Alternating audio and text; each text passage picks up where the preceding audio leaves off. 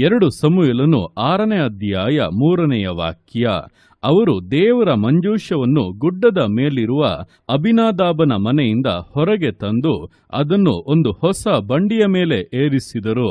ಅಬಿನಾದಾಬನ ಮಕ್ಕಳಾದ ಉಜ್ಜನು ಅಹಿಯೋವನು ಬಂಡಿಯನ್ನು ಹೊಡೆದರು.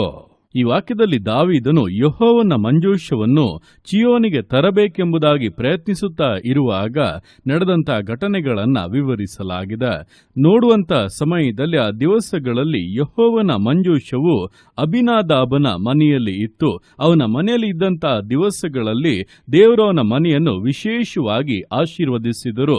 ಈ ಒಂದು ಸುದ್ದಿಯು ದಾವೀದನಿಗೆ ಮುಟ್ಟಿದಾಗ ಅವನಾದರೂ ದೇವರ ಮಂಜೂಷವನ್ನು ಚಿಯೋನ್ ಪಟ್ಟಣಕ್ಕೆ ತರಬೇಕು ಎಂಬುದಾಗಿ ಆಲೋಚಿಸಿ ಒಂದು ಹೊಸ ಬಂಡಿಯನ್ನು ಮಾಡಿ ಅದರ ಮೇಲೆ ಮಂಜೂಷವನ್ನು ಇಟ್ಟು, ಹಾಗೆ ಆ ಮಂಜೂಷದ ಮುಂದೆ ದಾವೀದನು ಎಲ್ಲ ಇಸ್ರಾಯೇಲ್ಯರೊಟ್ಟಿಗೆ ಕಿನ್ನರಿ, ಸ್ವರಮಂಡಲ, ದಮ್ಮಡಿ, ಜಲ್ಲರಿ, ತಾಳಗಳನ್ನು ಬಾರಿಸುತ್ತಾ ಪೂರ್ಣ ಶಕ್ತಿಯಿಂದ ಹಾಡು ಹಾಡುತ್ತಾ ಕುಣಿದಾಡುತ್ತಾ ಅದನ್ನು ತರುತ್ತಾ ಇದ್ದಾರೆ. ಆದರೆ ಇಲ್ಲಿ ಗಮನಿಸುವಾಗ ದೇವರ ಮಂಜೂಷ ಎಂಬುದಾಗಿ ಹೇಳುವಾಗ ಅದು ದೇವರ ಮಹಿಮೆಗೆ ಗುರುತಾಗಿದೆ. ಅಲ್ಲಿ ಇದ್ದಂಥ ಕೇರುಬಿಯರ ಮಧ್ಯದಲ್ಲಿಯೇ ದೇವರು ಇಳಿದು ಬಂದು ಇಸ್ರಾಯೇಲರನ್ನ ಮುನ್ನಡೆಸಿದ್ದು, ಮೋಶೆಯೊಟ್ಟಿಗೆ ಮುಖಾಮುಖಿಯಾಗಿ ಮಾತನಾಡಿದ್ದು, ಮಹಿಮೆಯಾದಂಥ ಕಾರ್ಯಗಳನ್ನು ಅವರ ಮಧ್ಯದಲ್ಲಿ ನೆರವೇರಿಸಿದ್ದು. ಆದ್ದರಿಂದ ಮಂಜೂಷ ಎಂಬುದಾಗಿ ಹೇಳುವಾಗ ಅದು ದೇವರ ಮಹಿಮೆಯನ್ನು, ಅಧಿಕಾರವನ್ನು ಸೂಚಿಸುವಂತದ್ದಾಗಿದೆ. ಆದರೆ ಅಂತಹ ಒಂದು ಮಂಜೂಷವನ್ನು ದಾವೀದನು ತನಗೆ ಇಷ್ಟ ಬಂದ ಹಾಗೆ ತರುತ್ತಾ ಇದ್ದಾನೆ. ನೋಡುವಾಗ ದಾವೀದನು ದೇವರ ಹೃದಯಕ್ಕೆ ತಕ್ಕವನು, ದೇವರ ಇಷ್ಟವನ್ನೆಲ್ಲ ನೆರವೇರಿಸುವವನು. ಇದೆಲ್ಲ ಇದ್ದರೂ ಕೂಡ ದೇವರು ಮಂಜೂಷವನ್ನ ತರುವಂತ ಬಗೆಯನ್ನ, ಒಂದು ಕ್ರಮವನ್ನ ಮುಂಚೆಯೇ ತಿಳಿಸಿದರೂ ಅದನ್ನ ಅರಿಯದವನಾಗಿ ಈಗ ಅವನು ಕಾರ್ಯ ಮಾಡುತ್ತಾ ಇದ್ದಾನೆ. ಅವನ ಜೊತೆಲಿದ್ದಂತ ಯಾಜಕರು ಕೂಡ ಅದರ ವಿಷಯವಾಗಿ ಏನೂ ಕೂಡ ಹೇಳದೆ ಸುಮ್ಮನೆ ಇದ್ದಾರೆ.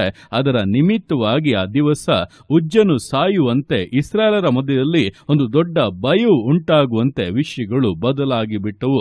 ಅಂದ್ರೆ ಸ್ಪಷ್ಟವಾಗಿ ತಿಳಿಯಬಹುದು, ನಾವು ದೇವರ ಹೃದಯಕ್ಕೆ ಎಷ್ಟೇ ಪ್ರಿಯರಾಗಿದ್ದರೂ ದೇವರ ಮಹಿಮೆಯ ವಿಷಯವಾಗಿ ನಾವು ಆಟ ಆಡಬಾರದು. ಆತನ ಪ್ರಸನ್ನತೆಯನ್ನ ಹೊರುವಂತ ರೀತಿ ಇದೆ, ಆತನ ಮಹಿಮೆಯಲ್ಲಿ ಜೀವಿಸಬೇಕಾದ ರೀತಿ ಇದೆ, ಅದೇ ರೀತಿಯಾಗಿ ಜೀವಿಸಬೇಕು. ಸುಮ್ಮನೆ ದೇವರ ಕೃಪೆ, ದೇವರ ಮಹಿಮೆ ಇದೆ, ದೇವರ ಕಾರ್ಯಗಳಿದೆ ಎಂಬುದಾಗಿ ಅಂದುಕೊಂಡು ನಮ್ಮ ಇಷ್ಟದ ಹಾಗೆ ದೇವರನ್ನ ತಿರುಗಿಸುವುದಕ್ಕೆ, ದೇವರ ಕ್ರಮಗಳನ್ನ ಬದಲಾಯಿಸುವುದಕ್ಕೆ ನಾವು ಮುಂದಾಗುವುದಾದರೆ ಅದು ನಾಶನಕ್ಕೆ, ಅದು ದೇವರ ಕೋಪಕ್ಕೆ ಕಾರಣವಾಗುತ್ತದೆ ಹೊರತು ಬೇರೆ ಏನೂ ಕೂಡ ಅಲ್ಲ.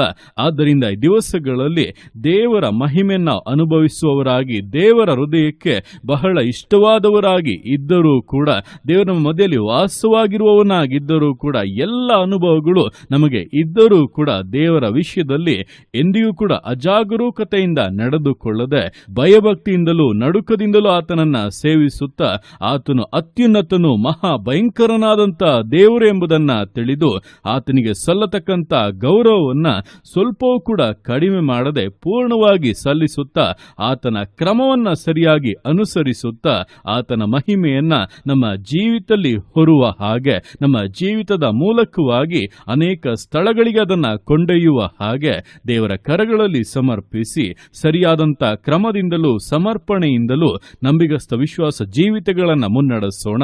ದೇವರ ಕರಗಳಲ್ಲಿ ಸಮರ್ಪಿಸಿ ಪ್ರಾರ್ಥಿಸೋಣ.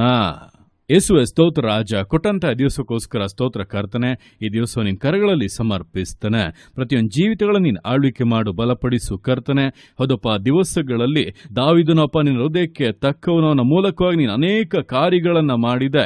ಆದರೆ ಅಪ್ಪ, ಮಂಜೂಷದ ವಿಷಯವಾಗಿ ಅವರು ಕ್ರಮ ತಪ್ಪಿ ನಡೆಯುವಾಗ ನೀನು ಅವರನ್ನ ಖಂಡಿಸಿ ನಿನ್ನ ಕೋಪವನ್ನು ತೋರ್ಪಡಿಸಿದಾಗ ಈ ದಿವಸಗಳಲ್ಲಿ ಕರ್ತನೆ ಅಪ್ಪ, ನಮ್ಮ ಜೀವಿತಗಳಲ್ಲಿ ಕೂಡ ನಿನ್ನ ಮಹಿಮೆಯ ವಿಷಯವಾಗಿ, ನಿನ್ನ ಪ್ರಸನ್ನತೆಯ ವಿಷಯವಾಗಿ, ನಿನ್ನ ವರಗಳು ಅಪ್ಪ, ನಿನ್ನ ಫಲ, ಪರಿಶುದ್ಧಾತ್ಮನ ಕಾರ್ಯಗಳು, ಇವುಗಳ ವಿಷಯವಾಗಿ ನಾವಪ್ಪ ಮನಸ್ಸಿಗೆ ಬಂದ ಹಾಗೆ ಕಾರ್ಯಗಳನ್ನು ಮಾಡದೆ ಅವುಗಳಲ್ಲಿ ಭಯಭಕ್ತಿಯುಳ್ಳವರಾಗಿ ನಿನಗೆ ಮೆಚ್ಚುಗೆಯಾಗುವಂತ ನಿನ್ನ ಕ್ರಮಗಳನ್ನು ಅನುಸರಿಸುವಂತ ವಿಧೇಯತೆಯಲ್ಲಿ ನಡೆದುಕೊಳ್ಳುವುದಕ್ಕೆ ಪ್ರತಿಯೊಬ್ಬರಿಗೂ ಸಹಾಯ ಮಾಡು ಕರ್ತನೆ.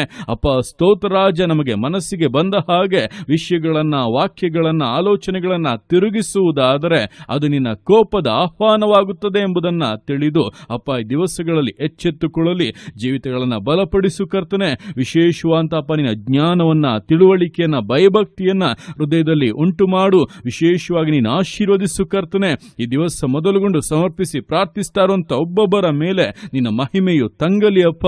ಅವರದನ್ನು ಹೊತ್ತೊಯ್ಯುವವರಾಗಿ, ನಿನ್ನ ಪೂರ್ಣತೆಯನ್ನ ಹೊಂದುವವರಾಗಿ, ಅನೇಕರ ಜೀವಿತಕ್ಕೆ ಆಶೀರ್ವಾದವಾಗಿ ಬದಲಾಗುವಂತೆ ನೀನು ವಿಷಯಗಳನ್ನ ನೆರವೇರಿಸಬೇಕೆಂದು ಪ್ರಾರ್ಥಿಸ್ತಾ ಇದ್ದೇನೆ. ಆರೋಗ್ಯವನ್ನು, ಬಲವನ್ನು, ಪರಿಪೂರ್ಣತೆಯನ್ನು ಅನುಗ್ರಹಿಸು. ಯೇಸುವಿನ ನಾಮದಲ್ಲಿ ತಡೆಗಳು ನೀಗಲಿ, ಕಾರ್ಯಗಳು ಸಫಲವಾಗಲಿ. ನೀನು ಆತಗೆ ಮಾಡುವಂತ ನಿನ್ನ ಪ್ರೀತಿಗೋಸ್ಕರ, ಕೃಪೆಗೋಸ್ಕರಪ್ಪ ನಿನಗೆ ಸ್ತೋತ್ರಗಳು. ಪ್ರತಿಯೊಂದು ಜೀವಿತಗಳನ್ನಪ್ಪ ನಿನ್ನ ಕರಗಳಲ್ಲಿ ಸಮರ್ಪಿಸ್ತಾ ಇದ್ದೇನೆ. ಆಶೀರ್ವದಿಸು, ಮಾನಿಸು, ಘನಪಡಿಸು. ಎಲ್ಲ ನಿನ್ನ ಕರಗಳಲ್ಲಿ ಸಮರ್ಪಿಸಿ ಎಲ್ಲ ಸ್ತುತಿಗಾನ ಮಾನ್ಮನಿನೊಬ್ಬನಿಗೆ ಸಲ್ಲಿಸಿ ಯೇಸುವಿನ ನಾಮದಲ್ಲಿ ಬೇಡುತ್ತೇನೆ ನಮ್ಮ ತಂದೆಯೇ.